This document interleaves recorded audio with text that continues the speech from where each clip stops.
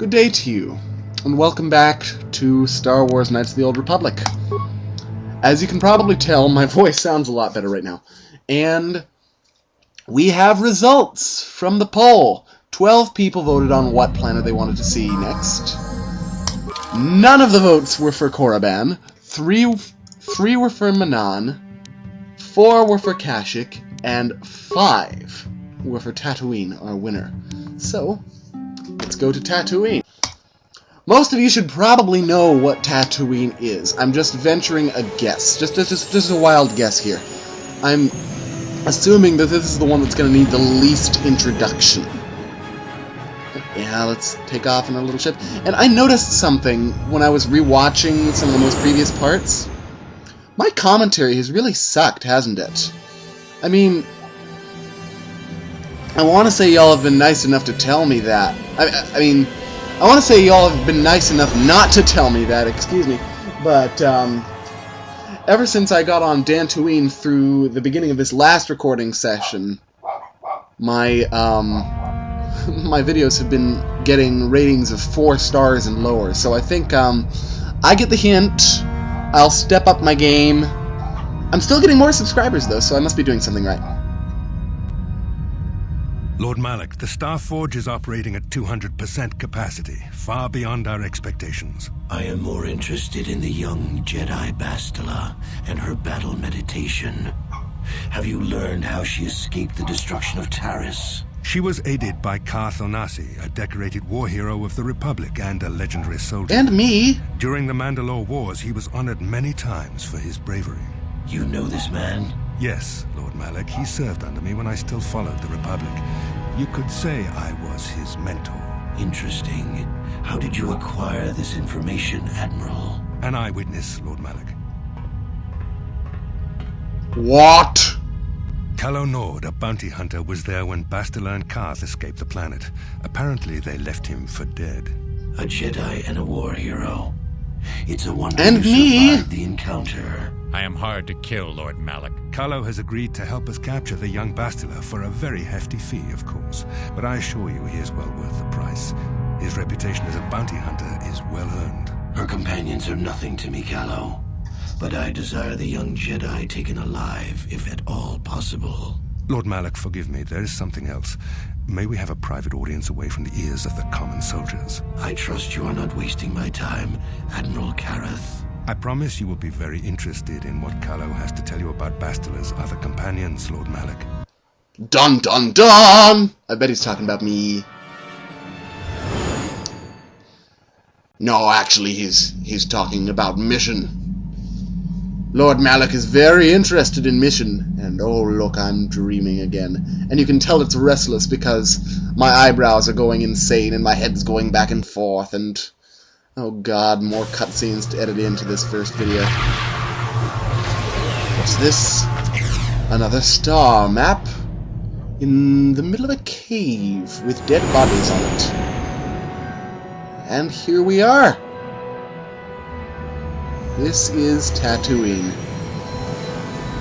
Not all that pretty. Not much to see.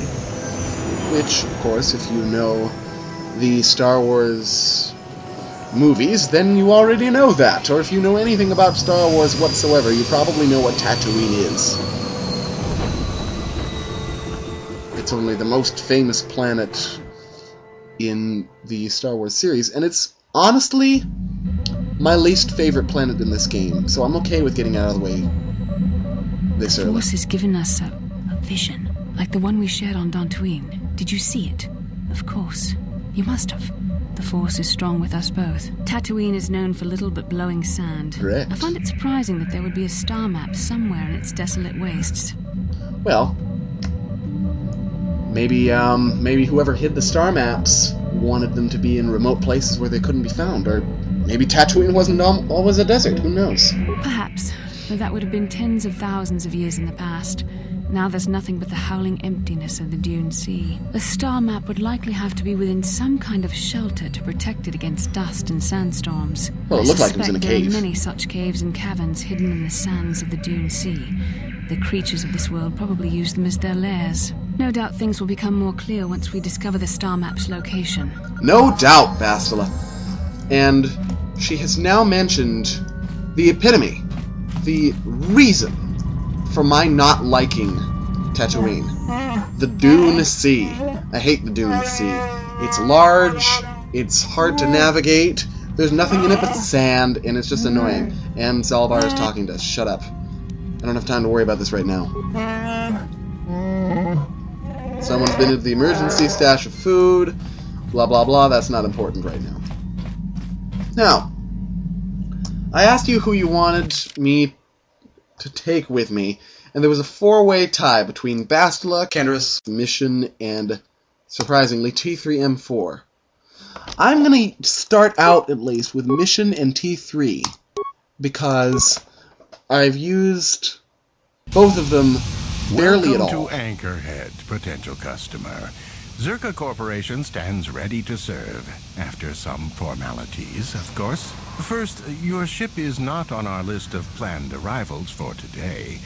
There is a docking fee of 100 credits because of this. What? What do I get for my 100 credits? The immediate benefit is access to these very docking facilities. This is the only port in Anchorhead.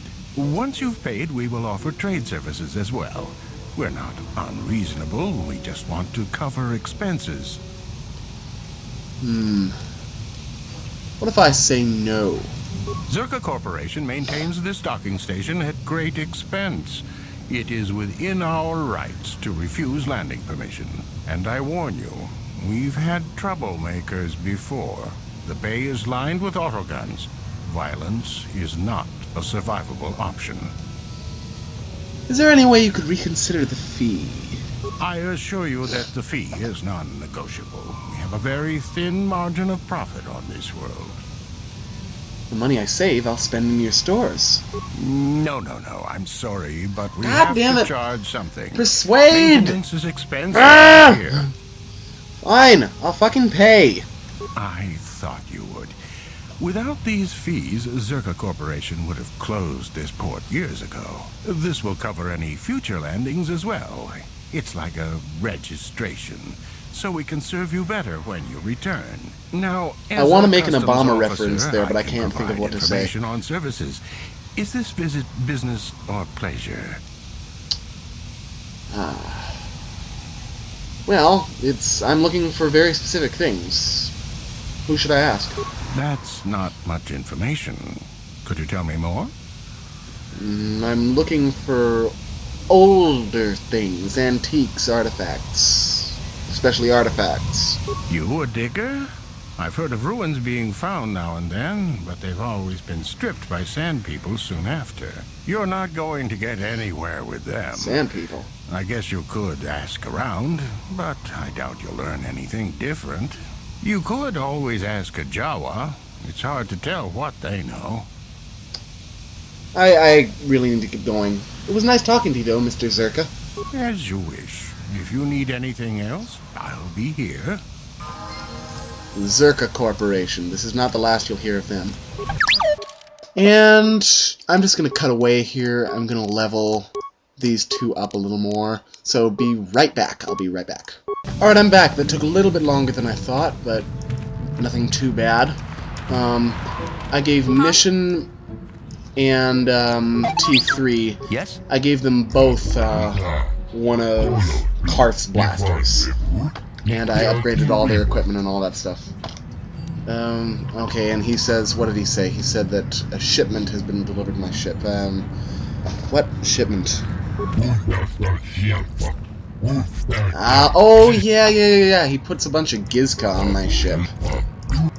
Blah, blah, blah. I'll get into that a little later. There's stuff around here to loot. Look at how much damage I do with each attack. Like, these two are kind of... But there's a very specific reason that I decided that, yes, I would bring T3M4 and Mission. And you can expect not to see T3M4 for very long. But there's something I want to see that I've never actually seen with him that one of my viewers mentioned, and it was intriguing to me. Who might you be?